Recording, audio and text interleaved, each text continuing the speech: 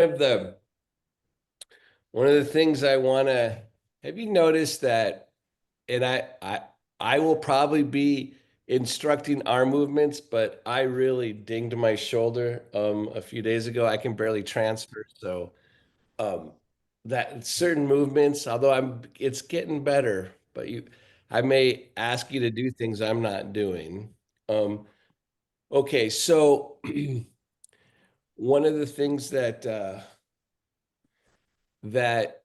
have you ever noticed that introspection or being self-reflective or um who okay, Ellie, I'm throwing you under the bus.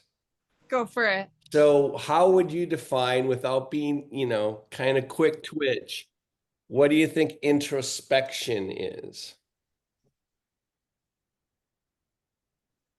Introspection, I think, is the capacity to take what's going on in your mental state and be able to reflect clearly on it um, without maybe having the judgment and the fog of other opinions kind of cloud that, but think clearly on that. When you said that word, the word that also came to mind, which is why I kind of stumbled for a second, was interoception. I think they're Right. quite related, but one's more physical and bodily, maybe, and Yeah. one's more mental and cognitive, maybe. So I'm curious about, like, then how would you define interoception? I And there, think by the way, that's, there are no wrong yeah, definitions here. Just, I mean, everyone, there's like whatever. I think that's also maybe taking some of the introspection, but also incorporating the body, the breath, um, the idea of place, um, the idea of like where your body is in place, and kind of just coordinating that in your mind with maybe some emotions that are attached to that. And So, also, you think interoceptive and emotional are more connected than introspection and emotional? I think they all map Yeah, together. yeah, yeah, I don't yeah, think it's like one of those weird, yeah, this is a shade of navy and this is a shade of, cobalt blue yeah, type yeah, thing where they yeah, kind yeah, of all just overlap. But I think interoception definitely takes into account a little bit more of where we are with our yeah. physical presence. So that's a pretty good launching point for what I want to kind of like say some things that are also relative to kind of things I've heard from, a line I've been thinking a lot about for years from BK Sangar about minds, right? The other thing I'm curious about in general, so with the group, has anyone noticed that, well, at least in a way, there are people that lack self-awareness or are not very self-aware or maybe don't reflect on their choices. And in a way, that's also a strength, right? Somebody that doesn't think too much and because once you start thinking, it's really easy to start doubting, right? That the energy itself introduces a level of what could be perceived as uncertainty, right? Into what you're doing. Like, should I really have done that? Should I would, or what should I do? Or, like there's those types of questions. Or was I really reacting about the fact that the coffee burnt my mouth, or was I mad about something else and it came out that, those types of thoughts, those types of possibilities. Because remember, I think in general, human beings, for probably a lot of our evolution, for very good reasons, survived not because we were profoundly introspective, right? Most likely there was some things going on that were that we had to be more wired to our environment, right? And yet, obviously, early on, people start painting on caves and they start like banging on drums because obviously there's something else going on too, right? Something else is like working, something, our conscious is pulling something else out too. So I belabor this point a little bit because I think that one of the things that, and this is, I think Ellie made it more apparent too, is that often people think that introspection is more a psychological process. And often the way we define it is that way. Like self-awareness, self-knowledge, knowing what you think, knowing what you feel, right? And what's kind of strange about being a human being, right, is a lot of times you discover how you feel. You have a reaction and all of a sudden you're like, wait, why am I getting, mad here? Why is this happening this way, right? Like what, or why am I sad suddenly? Why does that bring tears? Like what's going on? Like, so in this thing I've always said, mental awareness is up, or minds are actually kind of the last to the party, or they're sometimes the first, sometimes the last, right? That a lot of times you discover, I mean, think about it for a second. Like one of the revolutions of the 20th century in psychology was the idea that there might be a part of us that's unconscious. But notice consciousness is just defined in terms of mental awareness. And then there's a part of us that's not aware of that, right? So already you've got a definition of unconscious that predisposes us away from the fact that the body's conscious too, right? So sit up straight and tall. So in a way, one of the I remember, does anyone remember last week? I kind of want to quiz you again. Amanda, are you ready to share the four sensations this time? Can you Yeah. say them this time? Yes. Grounding, expansion, rhythm, and balance. Yes. Yes. For her, the balance was so internalized that she couldn't remember the word, which is totally a good sign, right? But like the notion that as you start to become aware of sensations, you don't inward sensations, right? Because remember, our minds are having to go outward. One of the things that biggest anger that I've thought a lot about over the last a lot of years is that minds are outward facing by how they're constituted, right? That the art of being able to go inward and not just psychologically inward, but experientially inward, right? Is one of the things you're practicing as a precondition of asana, right? So as you put your feet on the floor, on your foot pedals, feel your sitting bones, you're starting to try and start to locate, because the mind already, because you've been listening to all these words that blah, blah, blah, right? And you're already out and you're looking into a screen and you're already out this way. You're coming out through your eyes, right? And suddenly you're asked to go, wait, I want to feel my feet and my sitting bones. And I don't want to think so hard about interpreting what I'm saying, but notice your mind is still facing outward, but you have a level of potential awareness, your feet on the floor, your sitting bones on your foot pedals, your sitting bones, starting to lift your chest. But it's not like you're not seeing what's outside of you at the same time. You're already starting to practice a different aspect of your consciousness by being outwardly aware and not so thinking about it. You're feeling more and you're combining it into something, right? And then there are things that are, for example, that are really hard.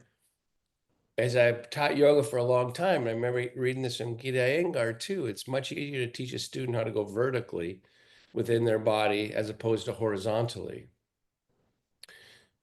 And that takes a certain type of so as you sit here and you feel each foot and each sitting bone, and you rise up this way, and then you broaden across the collarbones, and you broaden the space between your shoulder blades, which I give you an instruction a lot. I'm trying to get you to start to quickly go horizontally and vertically at the same time. And when you try to do that, going horizontally, keep the inside of your mouth soft, your lips together, teeth slightly apart, your head balanced over your neck.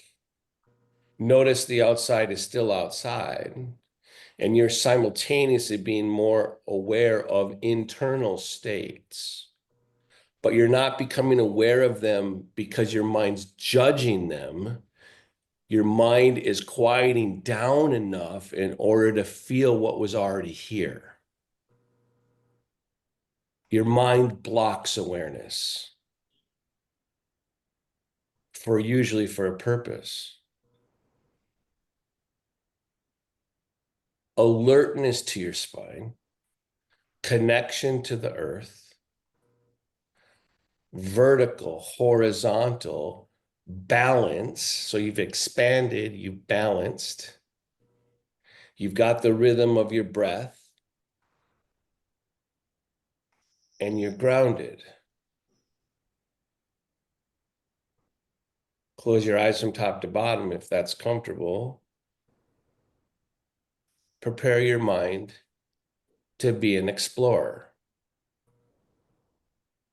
of your experience.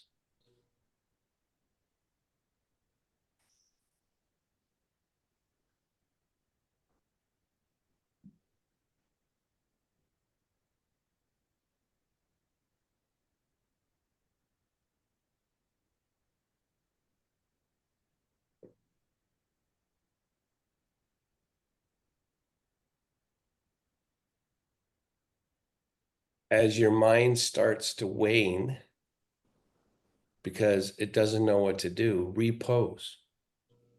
Let your body show you again what's actually happening.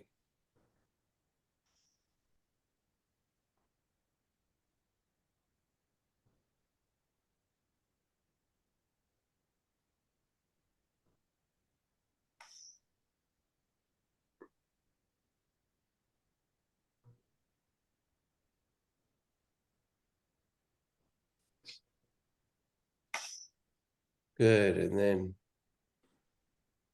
release.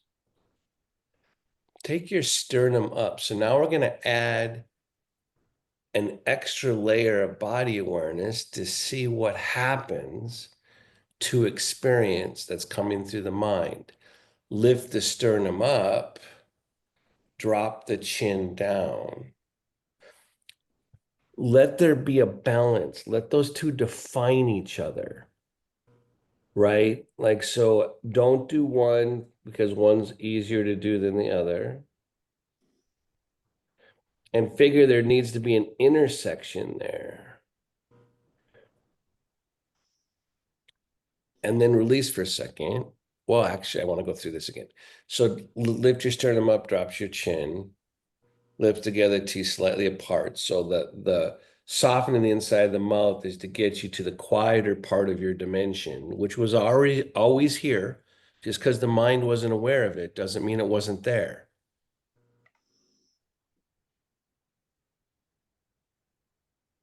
Breath through each nostril, breath, feel each sitting bone, each foot. You have a potential to experience more symmetry because of your body,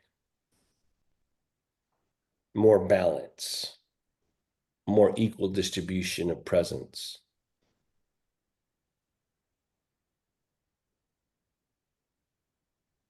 Raise your head up with closed eyes.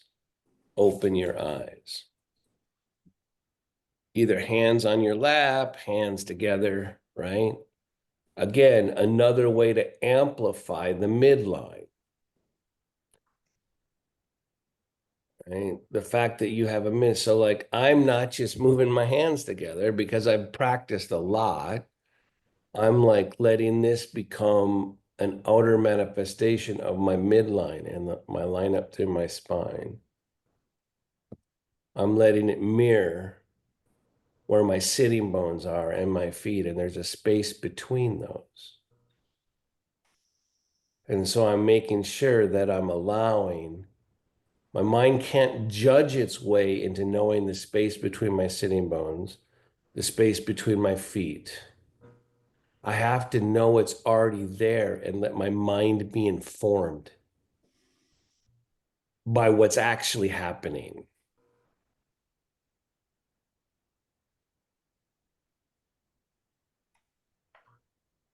Good. And then release. There's what's actually happening, and then there's what the mind's aware of. Right? And it's a whole bunch of input is coming through the nervous system. Right? And so what we're the way that we tend to think about it, introspection, interoception, just one of the ways we're dicing that up. But let's talk about it in terms of what's actually happening and what the mind's aware of. Ellie, you're raising your hand? Yeah, I have a question. Can you get that same effect when you put your hands together as if you put a block or something between your thighs? Because Absolutely. my elbow's dislocated, so I can't do Abs- that. But I Absolutely. felt the symmetry. That's however, so that's Ellie, that's a really good point for all of you, right? And this is what it is to learn to adapt your own yoga poses. Is that when I say symmetry and you know that you can't get it the way that I'm showing it right there, because that works for most people, and you know a way that you can get the sensation of symmetry, then do that, right? Because it's about the sensation more than it is about what you're actually doing, right? So that's a great way of thinking about it, right? So the point being is that there's what's happening, right? As opposed to what the mind's aware of. So much so you got like crazy thinkers that are drugged up on coke talking to you about the id, the ego, and the superego, right? They're trying to like put all these conceptual frameworks in place about all the things the mind isn't aware of. And guess what? Your mind is only aware of a fraction of experience, right? And somehow human beings fell in love with the fraction of experience that the mind's aware of, right? And the body's got way more input, and we call it interoception. It's like, oh my God, it's way more than that. It's actually being in existence, right? So sit up straight and tall again. And it turns out that the body, so I'm trying to get across the fact that the mind only can confront reality by making it an object. So when I say try to explore the balance between feeling your sitting bones, feeling your feet, lifting your sternum and dropping your chin, and I'm trying to say there's a balance between these two actions, or there's a way of doing it that makes the resonating aspect of your experience increase. Hopefully, we've talked about this a lot. We've talked about yoga, there's good stretching, there's bad stretching, and then there's yoga. Right? And I'm trying to get you, what's the sensation of when yoga occurs? And it's like, one of the ways I would define it is all of a sudden you feel a resonating happening. And it usually means more awareness is flooding more of your nervous system. That your mind, without having to judge, is actually feeling more of your body, right? This action here, it's a bandha, right? Is one of the ones that a whole bunch of people that have done more yoga than we have tells you is really important. The lift of the sternum, the drop of the chin, right? Now, in order to lift the sternum without just being on the front body, can you see why I give you all these instructions about the space between your between your shoulder blades? And that when you lift your sternum, I don't want you just to pinch your shoulder blades together. I want you to descend them towards your spine as your spine is going this way, right? So try that. Drop your chin. Now, okay, just do that for a second and now be more aware of your breath because that was already happening, but now your mind's becoming more aware of it, right? So, and then release for a second. So again, I'm doing this deep dive in something really subtle. I know we'll move a little bit here in a second. Remember, I'm a little like wanting to teach the spine today because my limbs really freaking hurt. Okay. My one limb really hurts, right? So as you lift your sternum, right? And we already know a lifted chest is in every yoga pose. I'm starting to now move into the principles of the MBS approach now, right? Right. We've already gone down to go up. A lifted chest is in every pose, but I want to get into why a lifted chest is in every pose, right? And so you're bringing alertness to your spine, right? And as you drop your chin, can anyone let the drop of the chin help you feel downward through your legs? Then raise your head up and just raise your head up and go, oh, yeah, right? And now lift the sternum with the life force that's coming up through. Drop your chin. As this keeps firing up, and the drop of the chin helps you find something in the earth, towards the earth. But don't lose the fire up through the spine. Breathe.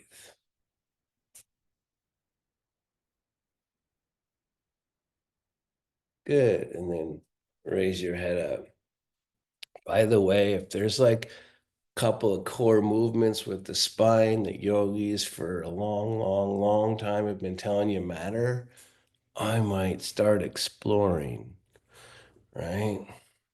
And not expect it to be like a romance novel and something that's super exciting or a special effects movie. No, it actually requires you to actually explore into things you don't think have content, right? All right, take your legs wide, kind of open up a little bit, or let's move around for a second. We're coming up on the newsletter. I'm gonna try to write the greeting about what to do with light, right? Oh my God, there's an easy thing, right? What to do with light? Because we're about to have coming up real soon in more light once a year than we'll ever have again for the whole year, right? What do you do with that light? So one of the things for me is I know I move around my body and kind of wake up my spine so I can feel. Remember, light doesn't just mean illumination. That's what's so tricky about that word. It means lighter of load too, right? So I'm moving around a little bit to lighten my sense of my body through movement, right? It's like, wait, I can change the sensations in my body. One of the things that's hard about being in a wheelchair so much is that we don't have as much variation in our movements.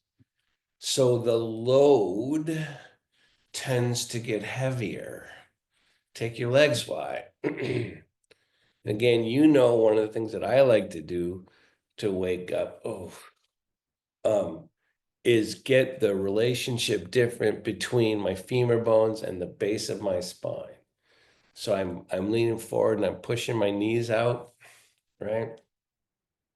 So physically, I could process that if I was just about anatomy. Right? I'd say, oh, I'm opening the groins, right? Sure, right? But I'm not just opening the groins. So have you noticed, has anyone noticed that awareness travels and follows, can at least travel and follow with gravity, right? So when my legs are wide and I'm sitting back here and I come to lean forward, gravity makes it so the light of my consciousness, of my awareness that I'm not defining just mentally right now, the awareness of my consciousness travels with gravity towards my feet, right? And maybe because you're leaning forward, you're having more weight come to your feet. But then, so I can know that that's happening physically, can I go with that? Can I like go, okay, that's already happening. Can I move with the way gravity's moving my awareness? So this time I'm grabbing my foot pedals here. I'm leaning forward. I'm pushing my inside of each forearm against each knee gently, right? And I'm moving forward and I'm paying attention and trying to follow the way that gravity is distributing my weight more down through my legs and feet, right? So I'm just watching that, because why wouldn't I follow what's already happening some of the time? Why would my mind always have to either resist or not pay attention to what's actually happening in my body? Well, because a lot of times I don't want to follow the flow of gravity because I'm trying to, make pizza. I don't know. A lot of times I don't want to follow gravity. I'm just trying to get shit done. So I'm doing that. So now I'm going to do the same. I'm going to follow gravity again. I'm going to come forward and not just follow the downward. I'm going to do something you're often asked to do in yoga poses, which is move in the opposite direction simultaneously with what the natural flow of the energy is doing. So I'm going to come forward and lift my sternum. So there's going to be this going forward, more weight towards my legs, and I'm going to lift my sternum, right? And go back. So now I've done something to resist and change the natural flow. But does anyone, when you do this and lift your sternum, do you end up feeling your legs better? I do. So somehow moving in the opposite direction enhances my awareness of what's going down this way. What the hell? Huh. Right? So I'm not, and then take your legs back together because I don't want to keep your legs too wide for too long. And I'm going to lift up again. So, of course, I always say we're making space in the spine, but mostly we're just trying to wake up for the Monday and have this Monday maybe affect your whole week, right? So to remind you to keep watching your body, right?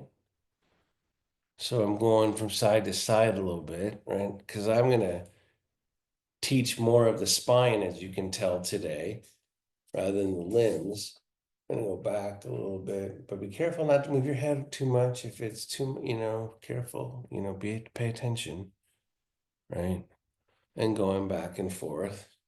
So now I'm gonna take my right hand outside my left leg, different action for my spine, and my other hand behind me. And now I'm gonna twist my spine a little bit. Inhale, lift up, exhale, revolve. But if I think about this pose just as a revolving, which is what people do because their will gets involved, I actually, so I want you to do something wrong, but don't do it hard. When you do something wrong, you have to do it. You're trying to teach your mind something because your mind's not very smart, right? When it comes to asana, right? But I want the mind to learn from the contrast. Drop your sternum in this twist, right? And then try to twist and just feel, don't twist very hard. But with your sternum drop, feel what that feels like, right? It kind of feels stuck and it feels kind of heavy, right? So now come back to center. Got to wipe that mistake away, right? Now I'm going to go again. And now I'm going to lift the spine, hit down through my sitting bones, and then revolve. Now, if you want to do it wrong, don't do it wrong, but I'm going to collapse right there and notice the change in sensation between when my spine is extended and when it's not. And I'm going to choose to extend my spine in the twist and breathe because it actually feels better. Good, and then come on back to center. And it reveals to me more of my whole body. So then I'm going to go the other way, right? I'm going to take my arm outside this way. Ooh. Not going as far on this side, right? And so now I'm going to lift up and extend my spine, right? And then I'm going to and then start the twist, but now I'm going to do it wrong. I'm going to drop my sternum and feel how not so good the world feels. I'm gonna go back and go, now I want to show my mind that my mind's intent to twist farther actually injure or lessens the pose, right? So my mind has to figure out how to be following the integrity of the pose as opposed to leading it. So now I'm going to go this way. I'm going to make sure I extend my spine, lift it up, right? Which also means hitting down through my sitting bones. Inhale, exhale, revolve, but with a lengthened spine. It may mean that I can't twist as far, but I'm twisting in a way that shows me my whole body.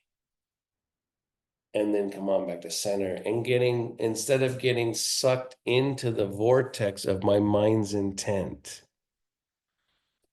right? Asana should be led by the body and received by the mind, right? All right, come sit back to center. Then there are all these things I can do to help myself actually remember, my mind to remember that I'm actually in the space in my room, right? So I'm going to hit down through my sitting bones, but this time it's just lift my sternum, but I'm going to extend up beyond the top of my head. Now, how do I do freaking that? That doesn't make any sense. Well, I find that I get a little bit more, feel like it's more true if I hit down through my sitting bones at the same time. And seems to get more true if I go horizontally between my shoulder blades, horizontally across my sacrum, while I'm rising up and hitting down. All these things at once. But my mind's going, well, I can't do all that at once. No, but your body can. Your body can, and let your body teach your mind about all the experiences that are possible here. Lips together, teeth slightly apart. And then release. One of the best ways that the mind exerts false control, I think it's false, that, but when it's overwhelmed by stuff, and this is that happens if you're living with a lot of stress, and we do it all day long, is that you tend to tense the inside of your mouth, or you hold your breath. These are both like basic stress habits. They're also very effective. You tense the inside of your mouth and you hold your breath when there's a lot of things going on, because that type of frozen mental awareness puts you in an alert state that actually has a function. It's just not a place to live, right? It's not where you want to hang out. You want to master that, right? All right, we're going to go back to the twists now. But before I do, because I know I'm going to go into a smaller room, I'm going to move around a little bit because I want to keep the spaciousness. And I don't just want space. Have you ever noticed that empty space in the dark isn't as useful as empty space in the light, right? So I'm going to make some sensation of space, but I'm going to do it while gently lifting my chest, right? I'm going to be like, oh, I think I'll this, I'll think all that, right? I'll make sure that I'm having this space and I'm filling it up. And suddenly when I do that, I don't know, I start to get a little bit more smiley, right? It's like, hey, shit, I guess life doesn't, it feels kind of good. Feels kind of good. If I want to think really hard and I want to find and furrow my brow and find words, I could do that. But sometimes it's got to go, oh, I want to go the other way. What if the yogis, when they say the seat of consciousness is to the right of the heart, the hell are they saying? What the hell?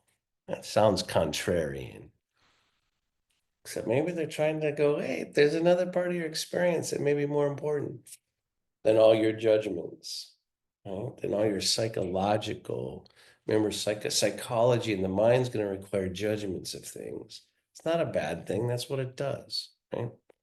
All right, so now we're going to twist again. It's not a bad thing. It's what it does. Question is, can you like be aware of the world sometimes, remember last week or 2 weeks ago or whenever I taught, one of the times I talked about the peer observer. Can you be aware of things, let them come in, be an explorer, be in the experience you're actually having and not having to judge it as much? Receiving the miraculousness of being alive. By the way, like I've been through a lot of pain this weekend, so it's like sometimes it doesn't feel so miraculous to the mind, right?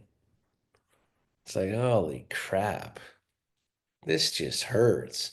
Except you can almost always find places that don't hurt. You can always figure out all different places. So now we're going to twist again. So before we we're talking about extending the spine to make it better. That's good, right? So to go outside the right leg, other hand behind you. So I was trying to get you to realize the difference between if you collapse your spine, lessen the space in your spine, lessen the feeling of lightness in your body. Your twist is going to take too much will and it's going to be just more muscular. If I extend the spine and I open as I twist, right, then I feel more of my body. So then when my chest moves, I feel the energy in my legs moving too. So try that. So like notice that when you lift your chest, why is a lifted chest in every yoga pose? Because it spreads awareness to the body without my mind's judgment. It happens, right? So I'm doing that. So now we're going to come back to center here for a second. Going to do it again. So I'm doing all these things, by the way, talking about the 4 sensations, right?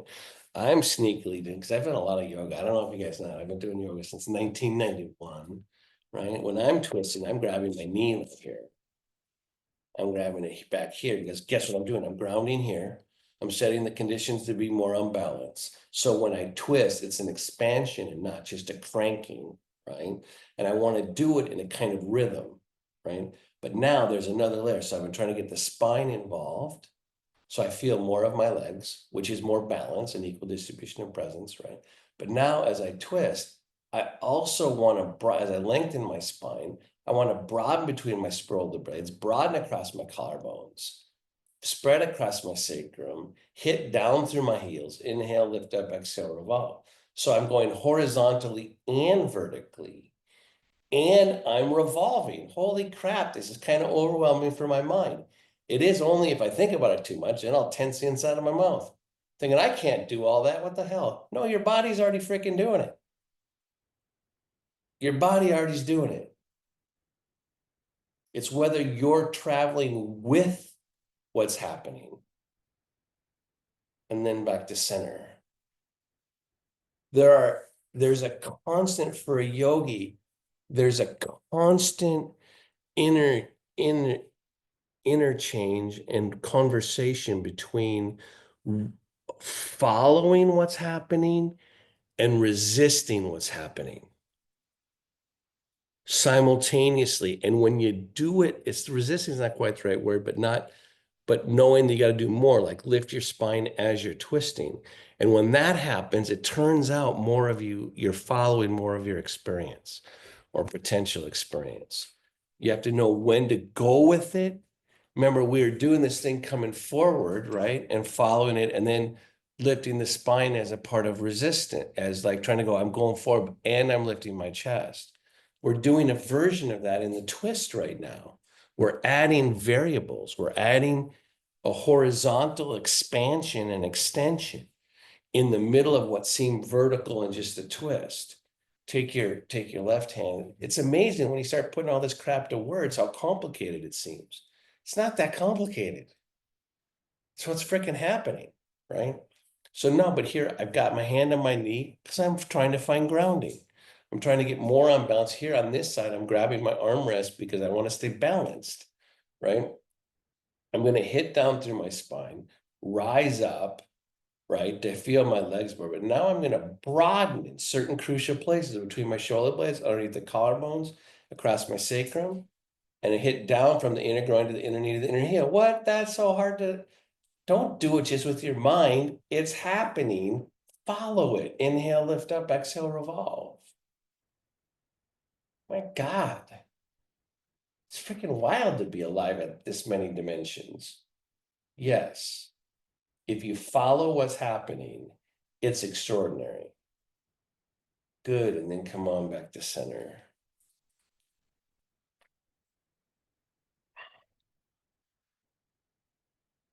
You know what drives me crazy? One of the things that drives me crazy. Well, that's a little bit hyperbole, but what the hell? I find it amazing that we think about mind body skills as like a tool you should use. Like, here, it's a little thing you should do. If you had a little bit of meditation and a little bit of this, a little bit of that on the edges, right? It's a little tool, like kind of like using fluoride toothpaste, right? You should kind of get a little bit extra, a little something. It's like, oh my God, it's actually not a tool. It's fundamental to living in a freaking body, right? It's not a tool. It's the. That's the name of a band, by the way. It's one of my favorite titles of a name. I don't like the band, but the. Living in your body and in your own experience is the. It's not a tool. It's the happening. It's like it's honoring the fact that you're happening, not just psychologically, not just through introspection, not just through introception. You're actually happening. I love that. Makes me really happy, right?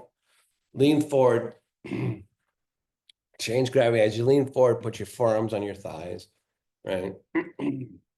Grounding, grounding. So one of the things because I've been trying to visit inversions more. So keep doing what you're doing, but I've been trying to visit inversions more. And one of the things that often happens because a yogi is afraid, and we get the advantage that we're not going upside down, so we don't have to be actually afraid. But if you let your neck compress in headstand, it's a problem, right? The pose is going to suck. You're going to have to be really physical. It's going to be like, oh my God, oh my God. When you can actually learn to drop your shoulders, so you're upside down, right? You drop your shoulders, and instead of just collapsing into the floor in the top of your head, you actually extend into it. So if you can, and it doesn't matter if you can't, just like feel it, or like let there be a reference on the top of your head. But if you can, put your hand on your head, right? Lengthen your spine instead of like, and push down, but then rate the pressure down by extending up. So you don't need to have your hand there. It just makes it more obvious. So, and then, so this kind of F's me up in like like I feel like I'm getting one with a secret. When you do that, don't push your head too hard this time. When you meet the pressure down with your spine, does anyone feel their legs more? Can you tell what I'm talking about there?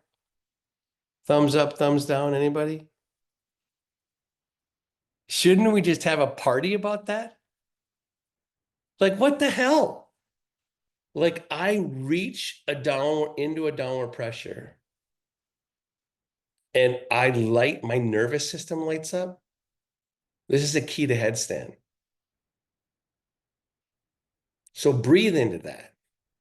So when you put a downward pressure on your head and you reach it, or you do it just by like knowing where the top of your head is, and you reach into that and you go down through you can feel the way the cascading water goes through your whole nervous system and lights up.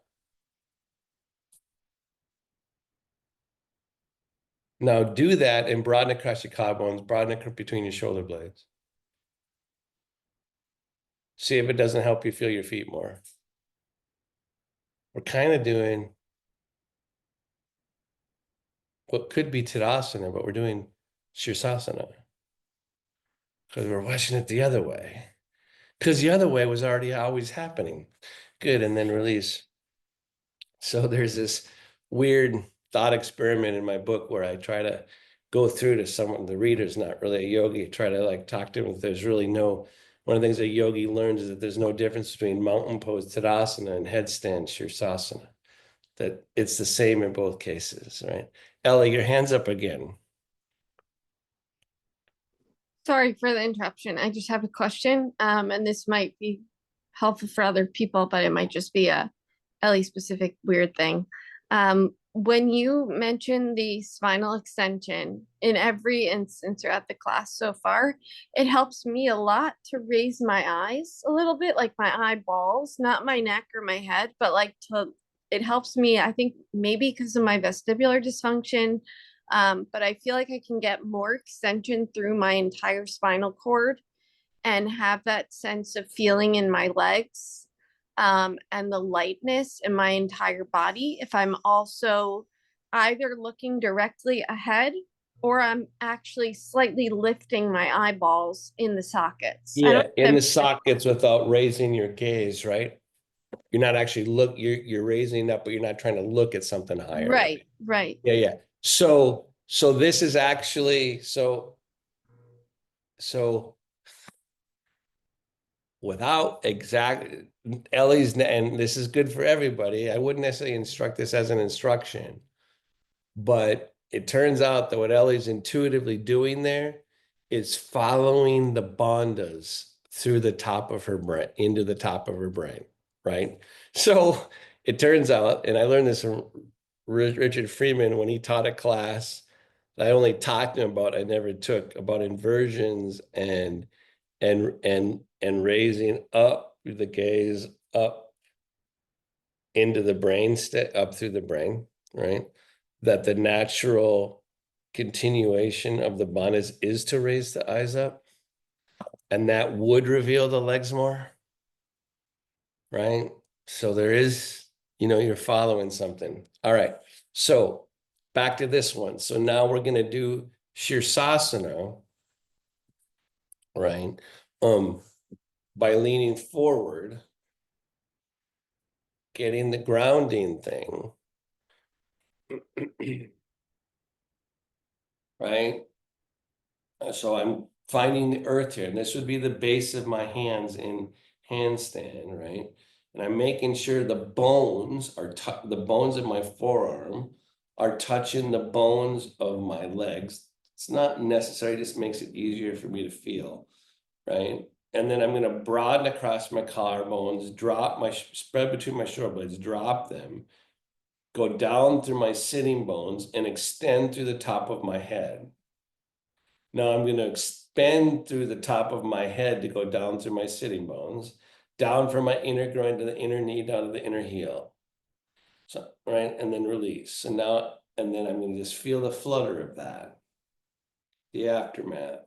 So I'm going to do it opposite now. So I'm coming down, I've got my base, right? I'm going to start to extend my spine some, but this time I'm going to go to make sure I'm extending out to the top of my head to go down through my sitting bones, to go down through my legs, down to my heels. I'm going to broaden between the shoulder blades, broaden across collarbones, right? And breathe.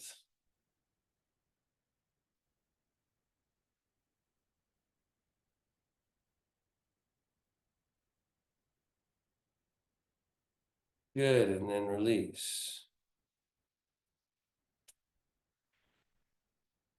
Now, the reason why I don't want to instruct the eye thing is that that's when you start to see it naturally, then it's a fine thing, but I don't necessarily do it dramatically in every pose.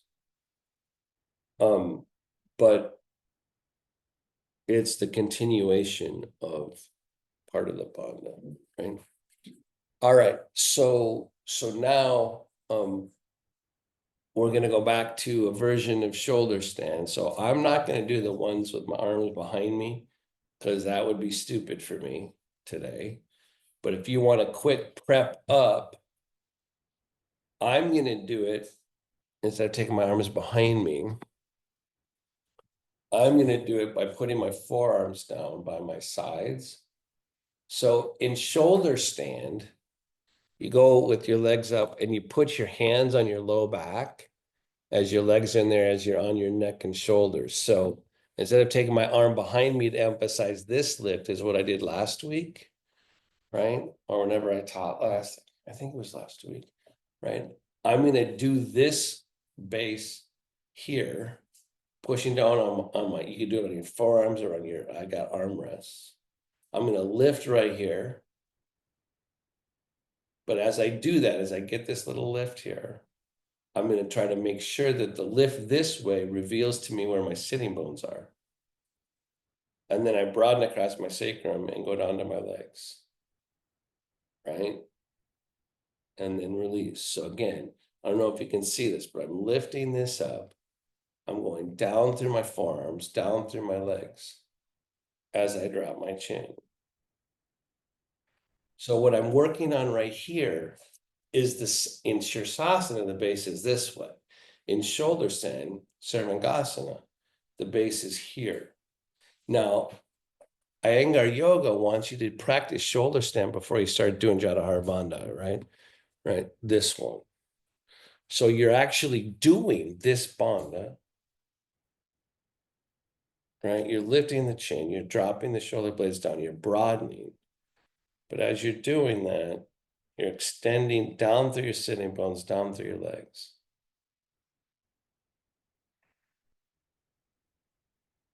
And you're trying to do this in a way that has at least the hope of someday feeling nourishing.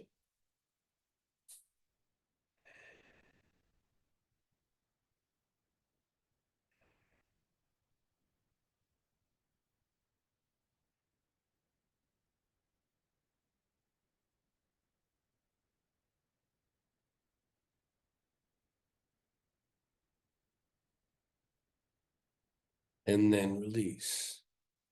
So one of the things that asana asks you to do, to go back to like the words of the conceptual framework of introspection and interoception, right? Which is I don't love that, but it's a fine way to talk about it, right? Is that you're trying to combine the body things with the awareness, but the awareness, the psychological part needs to be receptive. This is part of why Patanjali is talking about quieting the judgment part of your brain down. So in all these things, in order to feel this and this and all the way down, and trying to see if you can even hear the hint of what it does down through your legs, that's not a thing you can make happen. It's a thing you have to receive, right? And then breathe into.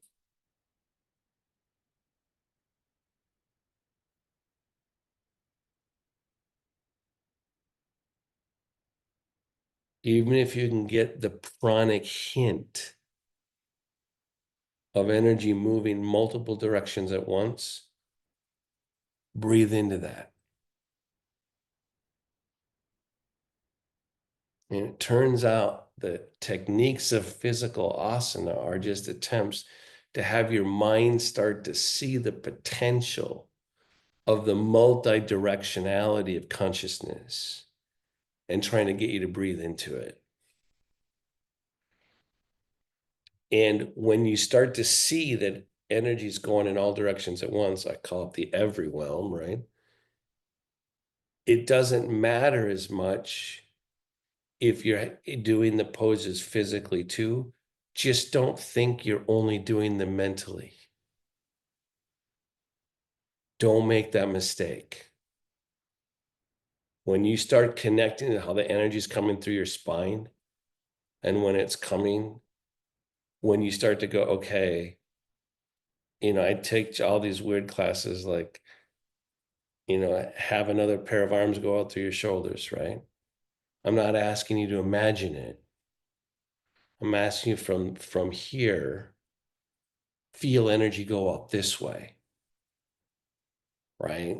Like it's not introspection that allows you to do it. It's a recognition of the happening because your energy was emanating in every direction.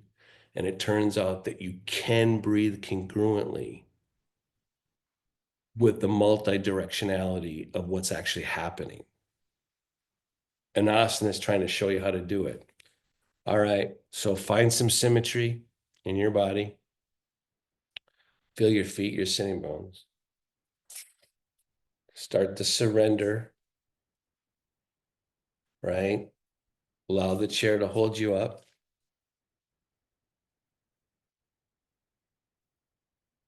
Let the emptiness receive, right? Let it be supported, let it be grounded.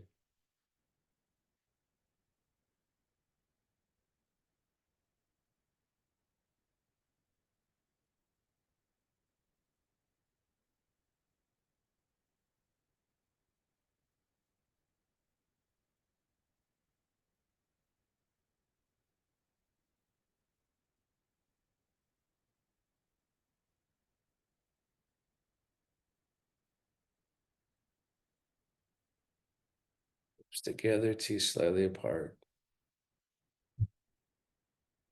Your mouth is a cave.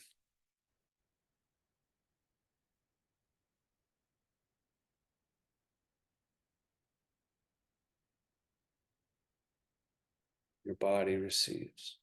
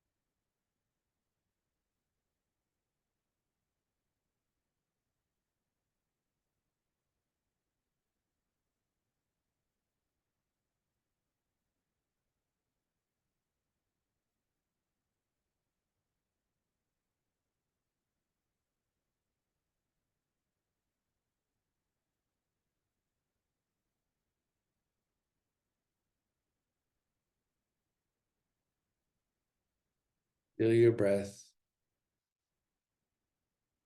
Don't change it.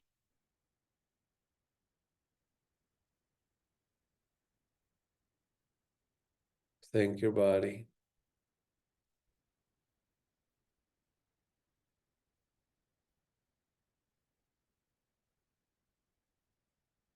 Thank it again.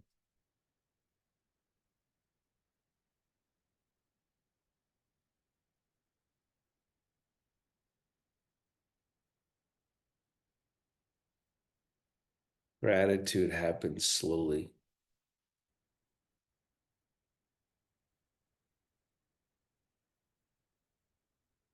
Start to bring yourself back. Slightly deeper inhalation. Slightly longer exhalation.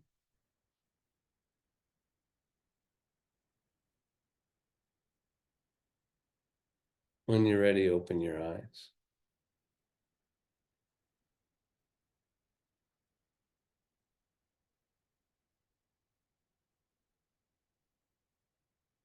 So your mind's job is wired to be outward facing.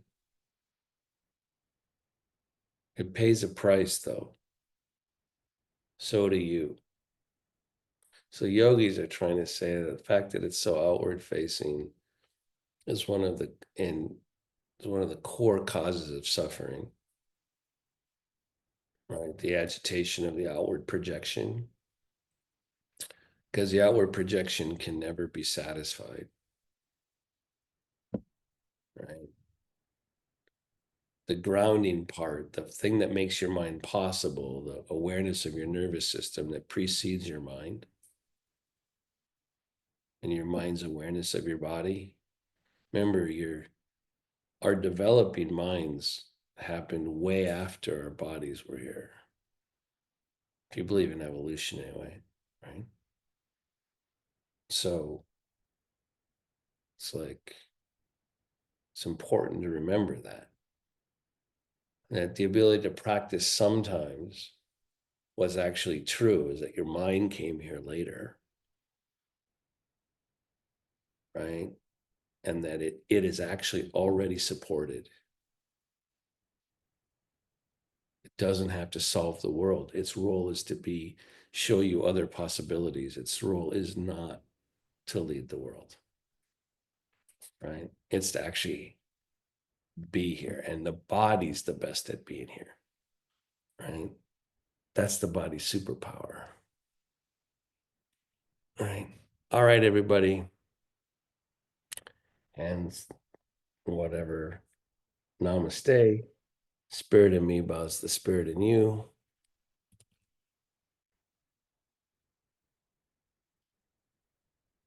Hope you have a good week. And the time that this class happened, it went from sunny here